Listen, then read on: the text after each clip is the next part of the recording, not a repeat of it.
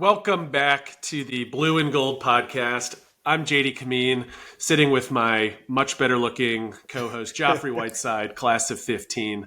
And we have the distinct pleasure today of interviewing a close friend of both of ours and an outstanding professional Naval Academy spouse, mother of three, and a phenomenally and also globally recognized real estate agent in the Jacksonville area, serving Mayport and a ton of other areas around Jacksonville that I'm excited to explore. Julianne Grant Johnson. Julianne, can you take a few seconds, introduce yourself to the goats? We have a small but mighty following here on the Blue and Gold podcast, and they'd love to get to know you. Hey, everyone. Thank you guys for having me here. I'm Julianne Grant Johnson, a real estate agent with Berkshire Hathaway here in Jacksonville, Florida.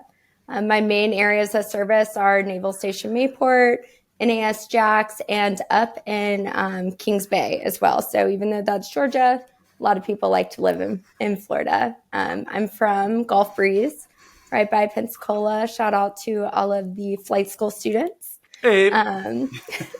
And now we are in Jacksonville. We've been here for 5 years. Now my husband has orders here for another 2.5, and hopefully we'll stay even longer than that. That's awesome. You also skipped over that you have a finance degree. So what the heck? I do have a finance degree from the University of Florida that seems like so long ago. I don't know. But yeah, I do have a finance degree. That's kind of what led me to real estate was, how am I going to be a military spouse, right? We all know that military life is not easy. Moving around is not easy. Signing job contracts is not easy. So what am I going to do to utilize this degree that I worked so hard for, but also live this life and be a mom and a wife and wear all the hats? And I found real estate and fell in love, became a top producer in my office, and just love it.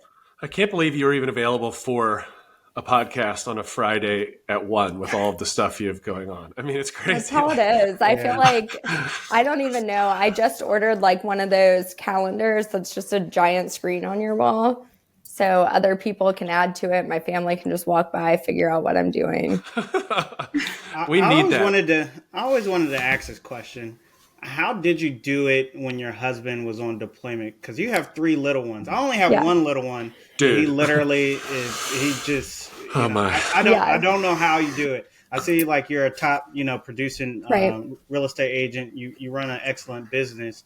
So how do you do it with 3 little ones and still keep that level of service to your clients and other people's clients as well? The best answer is you just do it. You don't have a choice. And that's how I looked at it was, my husband's going to leave. I want a family. I want a successful career. I love my job. I love helping my clients. So I just did it. You figure it out. You make the time. I know that is easier said than done. I know that answer may not resonate well with some people.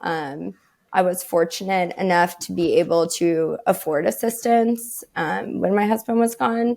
Mm-hmm. So, that definitely supported me. But to me, I wasn't going to sit at home and be upset that he was gone. I was going to go out, do my job, work super hard, stay distracted, keep my family going, stay positive. My sales always go up when he leaves. That's the best answer of the day. That's hilarious. I think if I left the house, I think my wife would be way more productive with pretty much everything she does. Because I'm a huge It's kind of weird. It's an interesting concept, but it's it gave me something to focus on. That is so cool. Super excited. I don't know if I announced this in the introduction, but Julianne and her husband actually met when her husband DJ was in flight school at the Dueling Piano Bar in Pensacola. And those same dueling piano players are sponsored by Julianne at this year's 2024 Blue and Gold Summit. So in the Blue and Gold Bar, there's going to be 2 piano players sponsored by our GOAT Realtor in Jax. And we're super excited. But it's also a personal tie. What's it like being from Pensacola and now serving in a community that's pretty similar, just like surrounded by pilots, surrounded by, flight students, all of that stuff. Is it cool? Like, do you feel familiar with it? Like it was part of your growing up? So I actually grew up relatively unfamiliar with that part of Pensacola. I mean, I always went to the Blue Angels show, but that was kind of it of my exposure. But then once I met DJ, obviously I had to learn what military life was like. But definitely being from there, it gives some common ground when I do meet people in Jacksonville. A lot of people go from Pensacola to Jacksonville or Jacksonville to Pensacola. So I, a lot of times, can help ease that transition, even not related to real estate. Like my parents have hosted, I don't know how many people who've done like a cross country trip or stop in Pensacola on their way home from SEER school. My parents have had them there like without me and DJ. That's awesome. So, things like that, it does kind of create more of a family feel. For sure. It's like a sponsor family, Geoffrey, like when we were at the Naval Academy. That's how my parents act. I'm an only child, so they like love it. That's awesome. I have a question about the real estate side, because both you and Geoffrey are really good at this. And I'd love to sit in on it too one day. But a Naval Academy graduate, let's say class of 22, whatever, finished up their initial training. Is it 21, 22? What year are we in? Let's say class of 21. Okay. 21, they finished flight school already, and now they're getting stationed in Jax. How do you walk them through that, pulling the trigger with buying a house? Like, they've got to come with so many questions, especially I know like type A personalities, they have a ton of questions. Yeah. Take a deep dive. It's PCS season. Yeah. Like, people are about to transfer. People are about to go into new cities. Let's take a really deep dive on the buying process. Yeah. So initially, if we're talking like the flight school path, there are two options for them here, right? We have helicopters, we have P-8s. P-8s are going to go straight to NAS Jax. Helicopters are going to start at Mayport and then either go to NAS Jax next or stay at Mayport. So the number one question I get, honestly, regardless of if they are a pilot or not, is where in Jacksonville. Jacksonville is the largest city landmass in the whole country. So there are a ton of pockets. It's huge.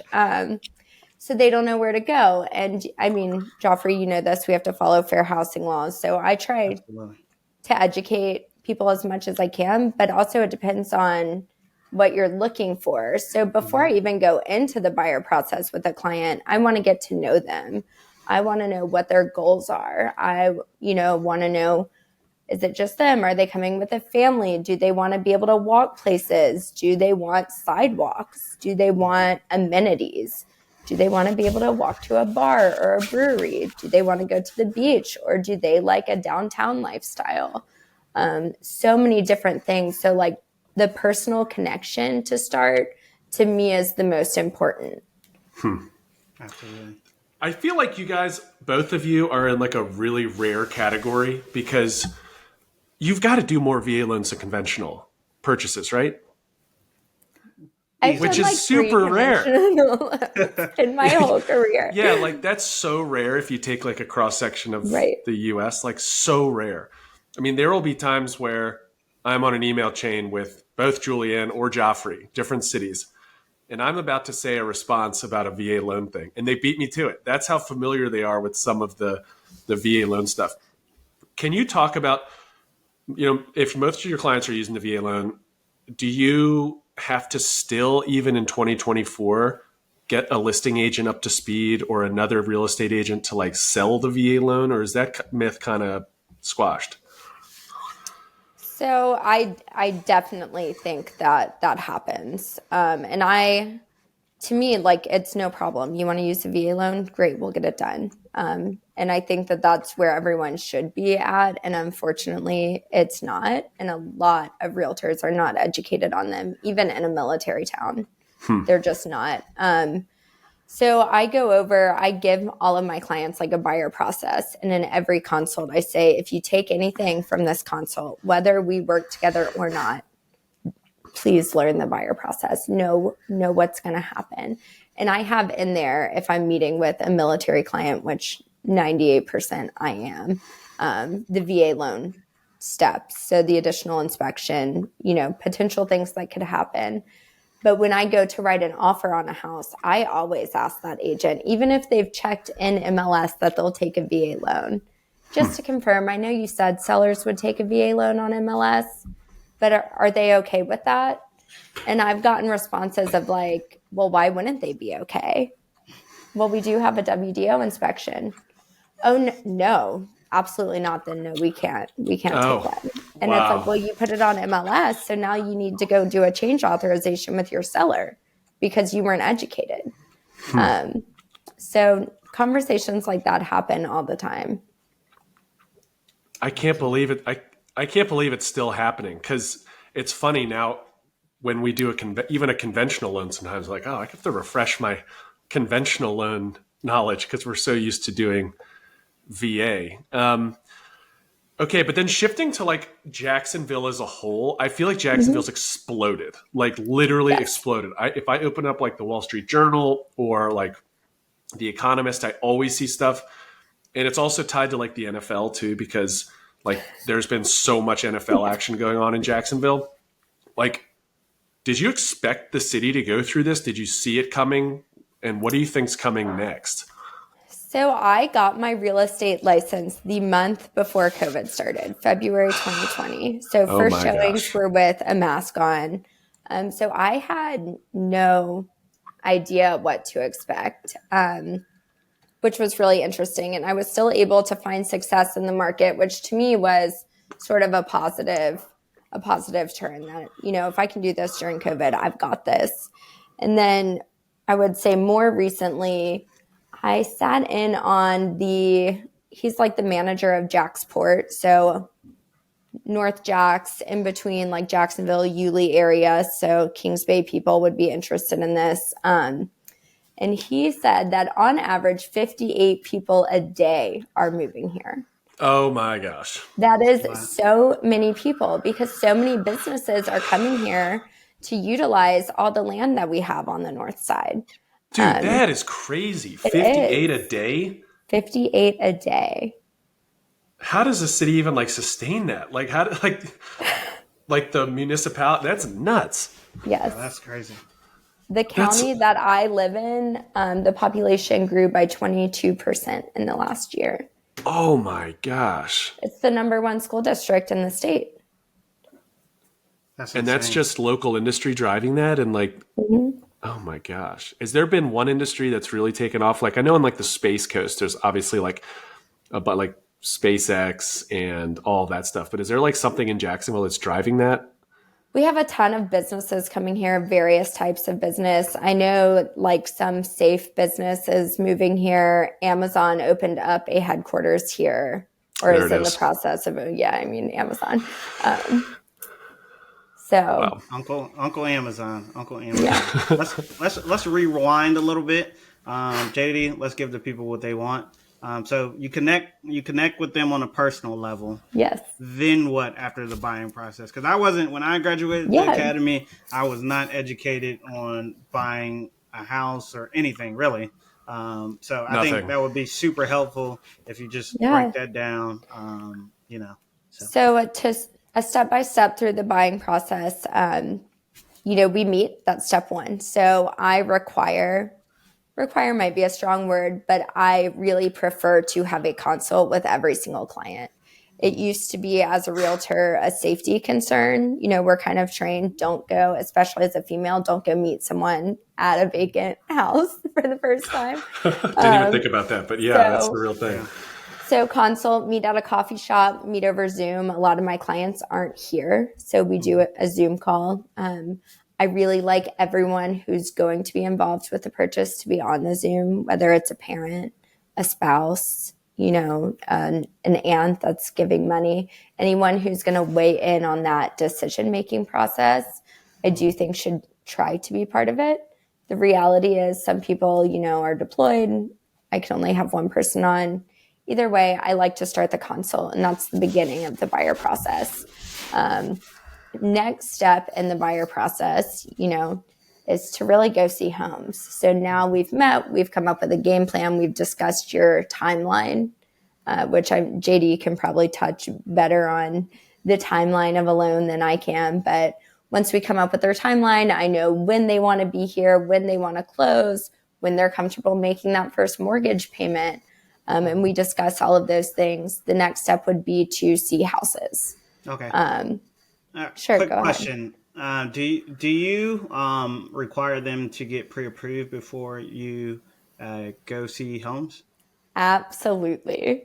Absolutely. I have made a couple of exceptions, and it's like we've talked and something hits the market and I don't want to miss it, and they just were busy at work and couldn't apply for some reason. But that's like you get like a one-time pass, a one-house pass on that. I need to see that pre-approval. I need to see that, because the worst thing that can happen, not even for me, but for the buyer, for the client, is that we walk into a home, they fall in love with it, and we can't submit the offer because we don't have a pre-approval. And then someone else buys it, which is happening in Jax. We have the multiple offer situations. So we need to be ready to go, and we're not ready without that letter. Absolutely. Makes sense. JD, can you give like a minute breakdown of what they would potentially need for a pre-approval? Yeah. I think probably in the past it was like a mysterious process, because if you think about it, you used to like walk into a bank and they'd be like, okay, let's sit down. And it was like really stuffy and it's like an oak like office. And they're like, all right, time to get pre-approved. It's way less intense now. It's not as loosey-goosey as car loans, because in the car loan industry, it's like, you can walk off the lot with a car with them just like seeing you holding a bunch of strawberries or something. But it used to be like that in 2008. That's what that's right. That's what led to the crash in 2008. But go ahead. That's exactly right. So now it's pretty straightforward. I mean, typically for at least military officers that are moving, you can almost guess what their file looks like. And by file, I mean like expected income, because there's enough data to do that just on the top of your head. And if you know their rank, you can almost get 50% of the way there. And a lot of the concern with pre-approval is, will it expire? So like if I go through the effort and let's say I meet with Julianne, and if I do a pre-approval, is it just going to expire while I'm looking for houses and I have to do it all again? So we do a soft credit check so that there's no hard credit pull. And what it allows us to do is just pull softly if the buyer process is extended. Let's say that, they've changed what they were looking for, or they found out they were pregnant, which happens, to you guys all the time. That's happened to, Geoffrey and Julianne, both of you have had clients who are like, oh, we're having twins now. We need a bigger house or something. Yeah. So we'll look at most recent pay stubs, LES, make sure that they have orders on hand to the area, because a lot of people will forget or they'll wait on getting their orders, and it can put a little bit of pressure on the timeline. But other than that, it's really just kind of a cursory look into the finances to make sure that there's no surprises. For like my own file, there was a surprise in mine that I didn't know about. I had missed an Amex payment. And so that was really going to affect my loan. Luckily, I caught it. But that type of stuff happens because active duty buyers are so busy that it's just kind of taking a look and making sure everything's nice and tidy. Because like what Julianne said, it's like last thing you want is them to fall in love with the house, and then either they can't afford it or someone else swoops in. It's really not like, it's not about wasting anyone's time, really. It's like you want to protect their emotions. You want to make sure that they're not falling in love with something that's unachievable, really. Absolutely. Absolutely. So JD has them approved. Jules, you're showing them houses. Can you talk a little bit about what's the difference between, getting them connected to the MLS and then them just looking on Realtor and Zillow.com and other secondary sites like that? Absolutely. So all of my clients are going to be on Zillow. There's no stopping. There's no stopping anyone from going on Zillow. Absolutely. I do offer to my clients. I have, my own website, as most realtors do, connected live to MLS, but you can see coming soon listings on it. You typically can't see coming soon listings on Zillow. I make them an account, and we have a shared dashboard where we can leave notes for each other. I like to keep it really personal with my clients, to be honest.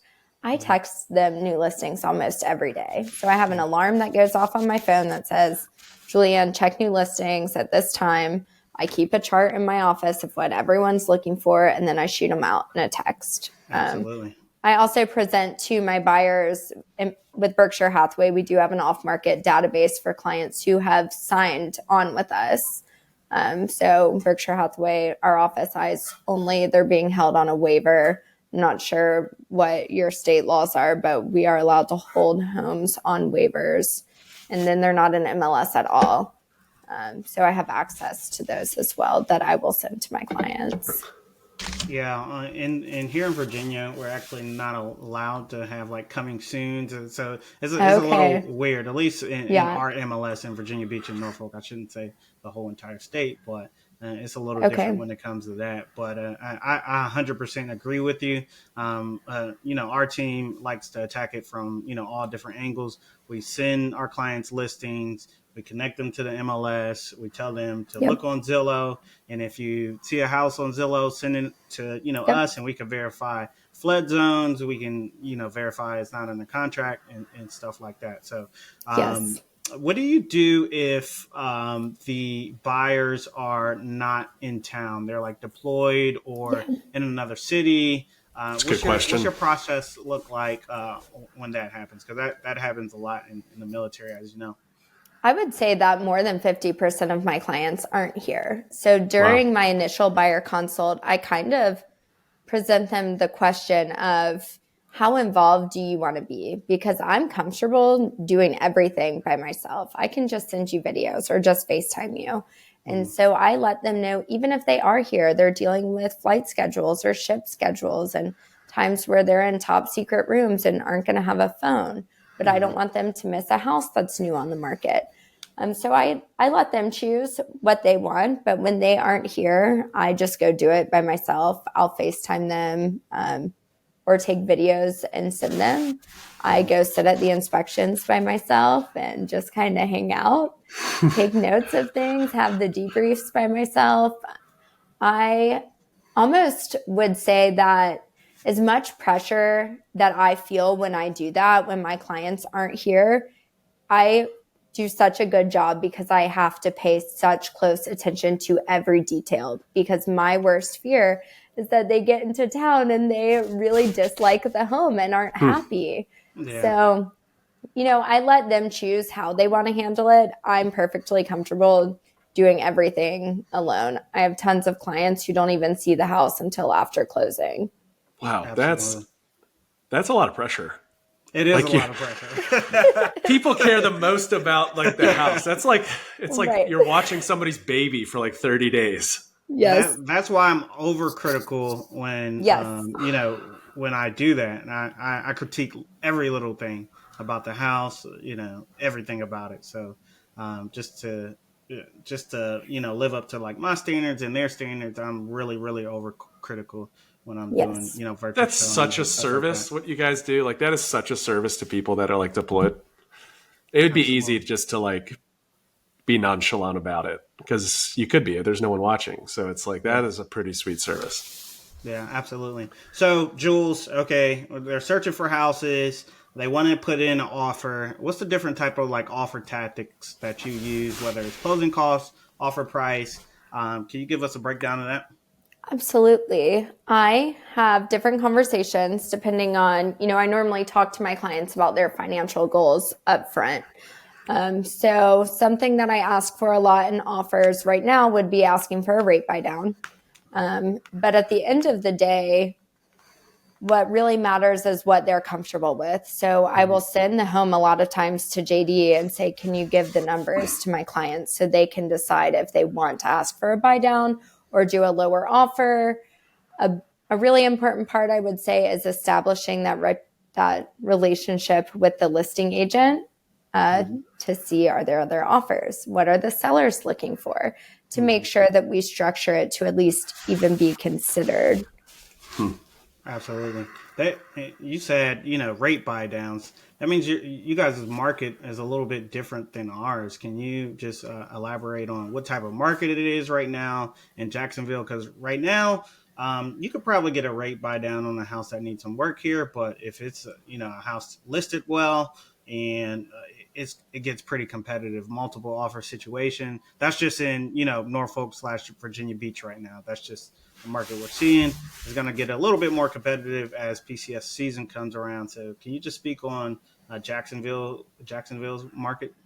I would say we're in a pretty similar scenario over here.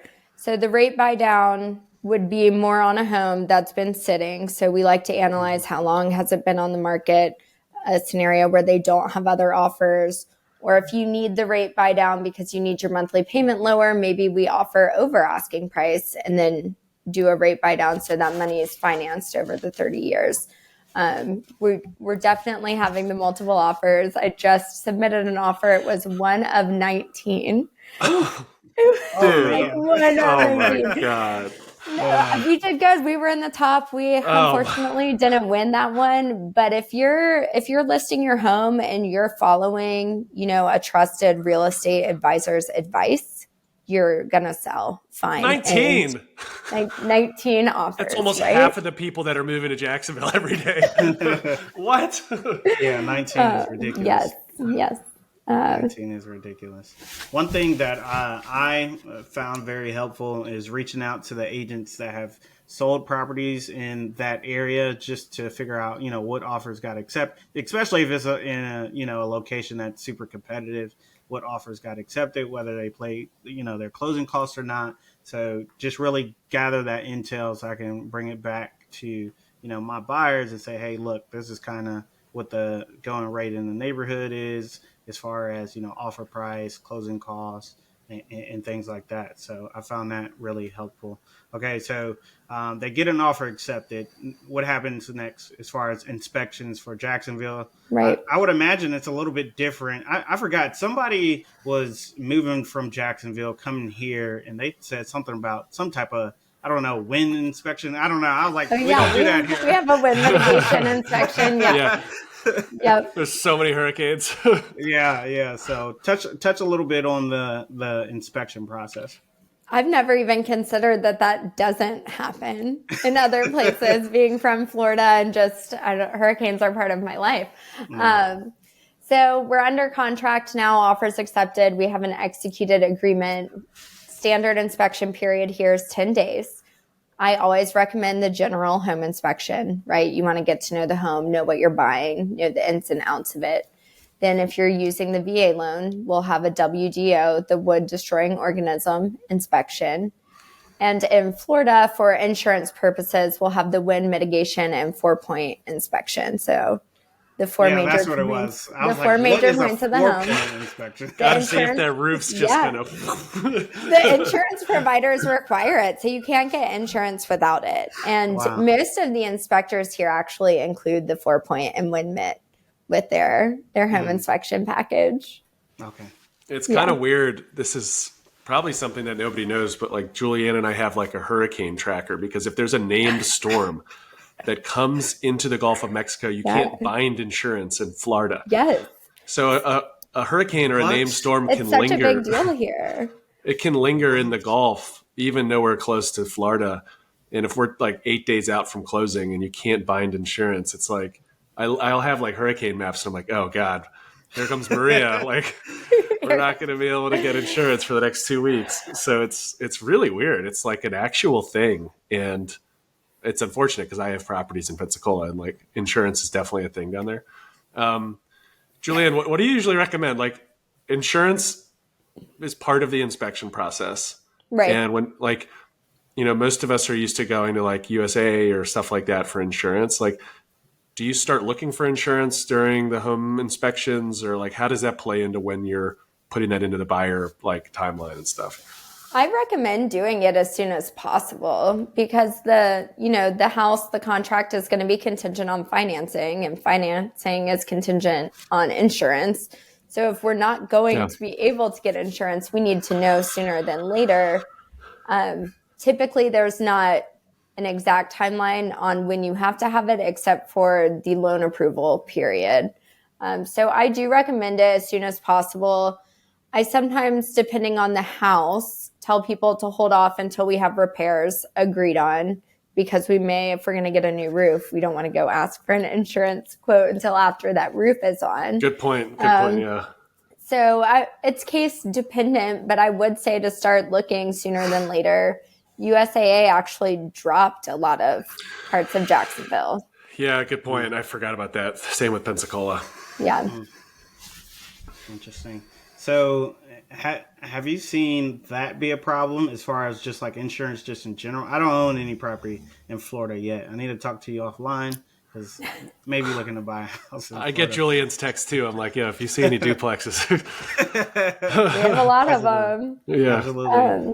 So have you had transactions where that's become like a huge factor where they just won't insure? Not really anymore. I would say there was kind of a time period when this national insurance crisis kind of started. I think it's national. Maybe it's more Florida specific after this conversation. Where, the sellers kind of just thought, oh, well, it's the buyer's responsibility to figure that out. And I think that changed really fast. And I know it's a conversation I have when I list a house of like, we need to make sure that the buyer is going to be able to get insurance, because even if it's a cash buyer, they may want to insure the property. So I haven't really had it be an issue on if we can or can't get insurance. I have had it be an issue that maybe you can only get one provider. So you can't shop insurance companies. You can't find the best deal. And that provider might be expensive. You may not be super happy about it, but I haven't had a case where we just couldn't get insurance. Got you. Okay, so we had the inspection report comes back. What are some things that you like look for that are like huge red flags? Like, I know a couple for me is like HVAC and roof. We know those are going to cost quite a bit of money. So what are some red flags specific to Florida and just in general? So those are two of the items on our 4-point inspection that the insurance company is going to need. So roof, HVAC, plumbing, and electrical. All of that is going to be stated on the 4-point. And we really need what's called a satisfactory. It's checked satisfactory on it. 4-point inspection for you to get insurance. And then the clear WDO for my VA buyers.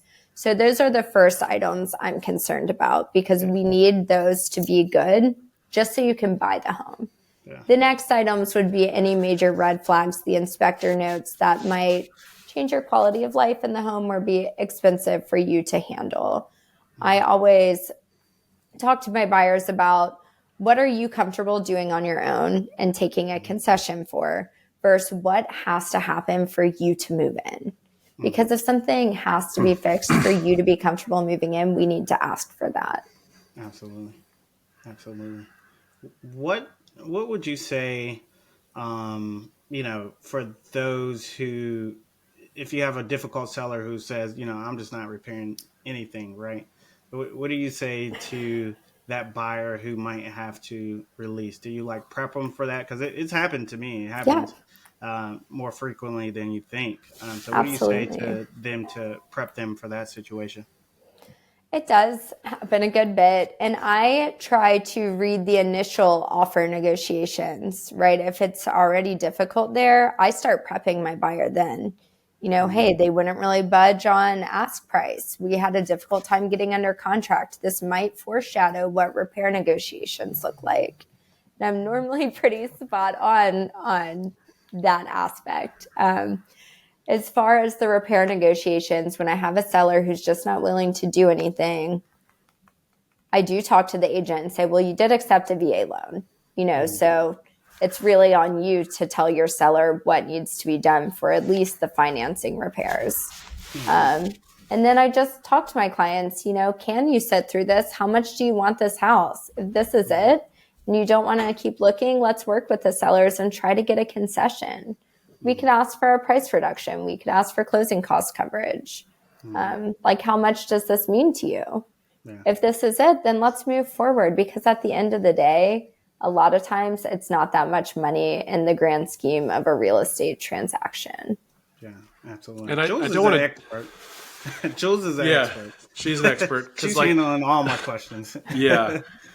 Because how do you negotiate repairs and stuff when the appraisal's already been ordered? Are you like, we got to get this stuff fixed? Or are you keeping an eye out like, that roof is going to be an issue on the VA appraisal? Yeah. We're going to have if to I get know ahead something's going to be an issue, I think I typically am like, hey, this is going to get flagged on the appraisal. Let's prep the appraiser and say we already have it negotiated and done. That way Cool. they're going to send us whatever form. I don't know what y'all's forms are called, but whatever document needs to be filled and signed or receipt needs to be sent to who. I'm tracking all of that. Awesome. Okay. I've always wondered that, like, as if you're negotiating repairs, but also like an appraiser's breathing down your neck trying to get to the property. It's kind of a weird, like, balancing act. It's also, at least in Florida, it's not really on the buyer's agent. So listing agent schedules appraisal, and listing agent, how I've kind of looked at it as the listing agent came up with the purchase price of the home. It's kind of on them to justify the price too. They priced it. Why did you price it that way? It's your job to meet the appraiser there, give them your appraisal packet. It's what I do when I have listings. I always offer it to the listing agent. I say, hey, are you going to attend? If not, I'm happy to. Yeah, Julianne actually taught me a good lesson. This must have been 18 months ago now or so.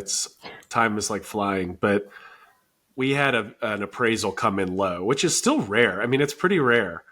And I think only like 1% of VA appraisals come in low, which is probably less than conventional. And I was originally just like bummed when I saw an appraisal come in low, because like, oh, darn it. But then you were like, no, this is like good. This is like, the value is justified now. We can save a veteran money by renegotiating the purchase price. Like you need to shift your opinion. Like, this is a good thing. Like, yes, it's more work, but that work is translating to the veteran benefiting typically. So like, that was sure, a good thing you're that not you going learned. to get equity, right? Like, you're not going to get the instant equity, but that's to me, the only downfall, because you're not buying the house unless they lower the purchase price. So then you're paying for what you're getting. You saved a little bit of money. I would say the only reason I get upset would be if it was due to my valuation being off. You know, if I was like confident in our purchase price, but typically when I've had that happen, I have recommended a purchase price, but it's multiple offers and they're like, well, I want to go 20 over. Like, great, but there's a chance the appraisal doesn't come back 20 over. Yeah, that's true. But yeah, you taught me that, and that was really cool. Yeah. And I've taken that in a few cases where, appraisals have come in low or whatever. And yeah, typically it comes out in like a really beneficial way it's pretty sweet. That's how it is with repairs too. The same thing with repairs. I had one where that report came back and my jaw hit the floor. I was like, this is the worst report I have seen in my career. We asked for everything and seller was like, done. I need to get rid of this house. I'll fix it all. Whoa. So now my buyer's walking away with all this brand new stuff. It's like a great deal. That's awesome. Yeah. That is really awesome. Okay, so got through the inspection. Now it needs to make it through underwriting. JD, can you touch on that a little bit? That's JD. Yes.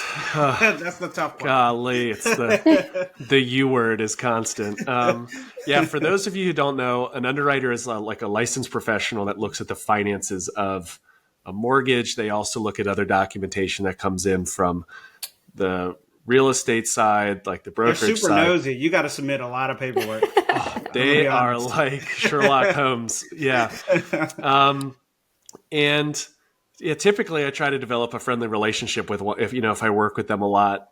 They're normal people, but their job is to ensure that in the event that something goes haywire post-closing, that there's no liability for anybody, really. I mean, it's their job. They're putting their license on this whole thing, because the recourse, I think, can be against the underwriter in some cases. So typically they're like our age, maybe a little bit older, and they work really hard, but they are really nosy. And it's a funny balance because I'm on the loan origination side. So I set up a file, with my staff, how I think it's going to be the cleanest way through underwriting. And like Geoffrey, you always say nothing surprises me anymore. And Julianne, you do too. Like in the real estate world, like nothing surprises me at all. And so there's a few things that the underwriter wants to look at. And it's that when the appraisal comes in, that if there's repairs marked, that those repairs are addressed. And there's only a few types of things in VA loans that will pop on an appraisal if it impacts like health and safety, or a roof or something like that. But if there's general condition things, typically that just isn't going to be a big deal. There's like weird persnickety parts of an appraisal, like handrail requirements and things, or like concrete cracking or peeling paint. Yeah. And that's just sort of expected. And I feel like the three of us deal with it so often that it's just not stressful. Like, oh, okay, we'll get a repair person out there. But I think for agents and lenders too that don't have a lot of VA experience, that it just is like a stressful ordeal navigating that stuff. But in reality, it's just like any other thing. And then the underwriter's job is to spit out what's called conditions, and they spit out conditions to you. And it's, I need to solve this. I need to get this piece of paperwork. This property's showing in a flood zone. There's a secondary lien on this property or whatever. And my job is then to go through these conditions and try to solve them as fast as possible to reduce the stress on the borrower, but also to reduce the stress on the real estate, the buyer's agent. Mm-hmm. Inexperienced lenders will really rely on the agent and really crank on them to get documentation in. And that's really not their job. Your job as the loan originator is to make it easier for the agent. Because you can turn up the heat on a real estate agent all day long if you want to, but it's just, that's not a beneficial relationship for anybody. Like, the calmer that you can keep the relationship is the better. And the more you can solve when the underwriter's spitting out conditions, the better. And then hopefully you get to the closing day. But you guys do so much business in your markets because your reputations precede you, but things always go sideways. Like, always, always, always, always. Mm-hmm. No matter what, you can have like the most professional people, like the most diligent people, and stuff still goes sideways. And so closings get moved. It just happens. It's like part of real estate. And but typically the loan it always closes, and typically everyone's always happy at the end. Absolutely. That's why I kind of prep my clients. It's real estate. Stuff can happen at the end of the day. So you just need to be prepared to kind of flex and work with people, which I think is huge. What's a few items that buyers shouldn't do while under contract, JD? I know you've seen them all. Yeah. What shouldn't they purchase while under contract? So there's a few things. It's a really good point. A lot of people will make a decision. They're like, oh, I'm going under a house. I'm going to pay off all my debt. And so all of a sudden, in theory, that's a great idea, but they'll do it during escrow and they won't tell anybody. It's like, hey, I paid off my car. Some people think that just buying a car is a big deal. No, paying off a car can be a bad deal too, because all of a sudden then you don't have any cash reserves. Mm-hmm. And so people are trained, like, you'll listen to a Dave Ramsey episode and it's like, pay off all your debt. Well, don't do that in the middle of an escrow, because like paying off can sometimes be as jeopardizing as buying. And then there are definitely the cliche things like, don't go take out new financing that has to be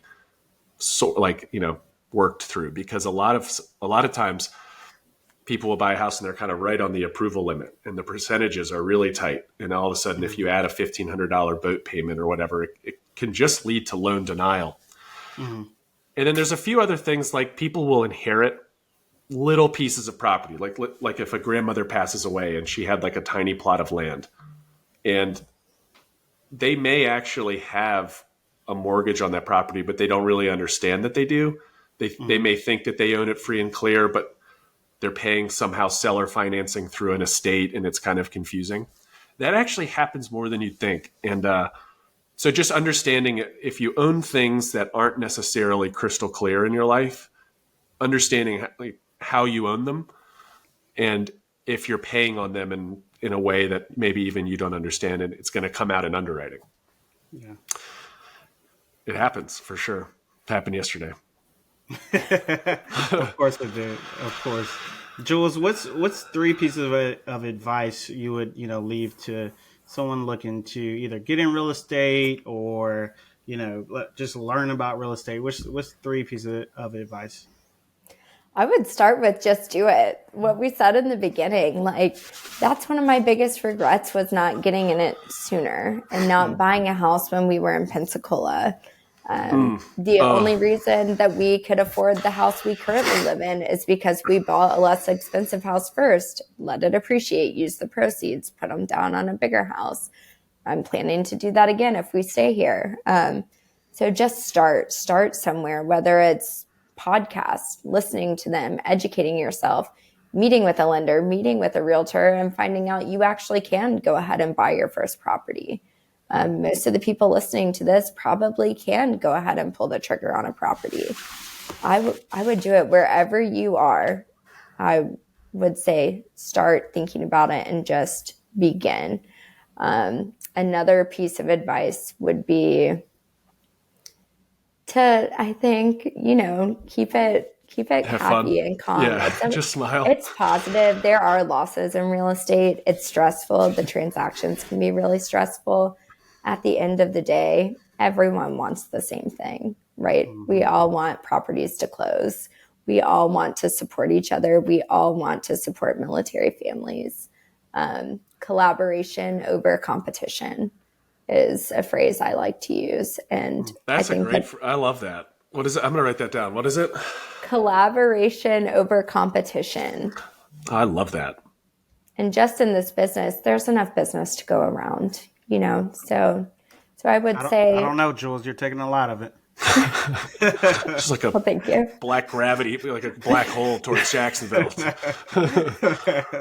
I'm just trying to go see Taylor Swift at the end of the year. Does DJ know that yet? Because you have 3 daughters. This is going to be an expensive weekend. It's like, yeah. And that's anytime I'm driving to work and I'm like, it's going to be a long day. I'm like, Taylor Swift's at the end of the tunnel. We're good. That's going to be fun. That'll be great. Yeah, I would say, I don't know. That's 2 pieces of advice. I don't know what the third is.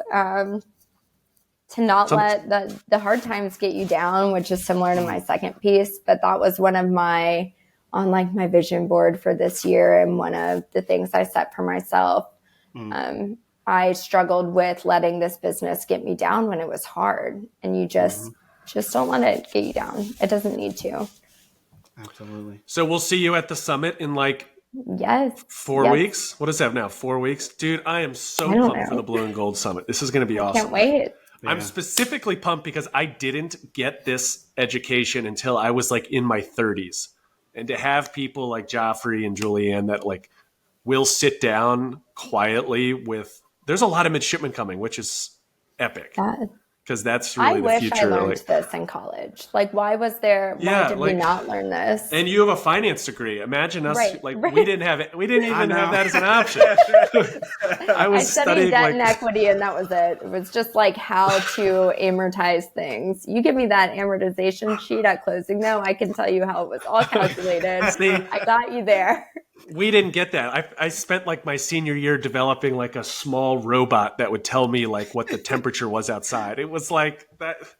That's not going to get the job done. But yeah, there's going to be probably have to increase attendance at the Blue and Gold Summit because we're right at about 200 people right now, which is so epic. That's people I'm going to break away from the pack. I'm going to spend a day learning from people like Geoffrey, like Julianne, so that my next decisions after graduation are informed, because you can start young in real estate and by the time you're in your 30s, like my age and everyone here, you could have made a ton of money and a ton of relationships too, because it's a relationship thing first.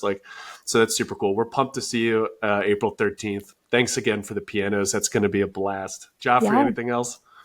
I just can't wait to the summit. The beautiful thing about the summit is you connect with people at different levels, right? There's going to be people that own more doors than I do there, right? So I could connect with them. I could connect with people who have, just started their journey.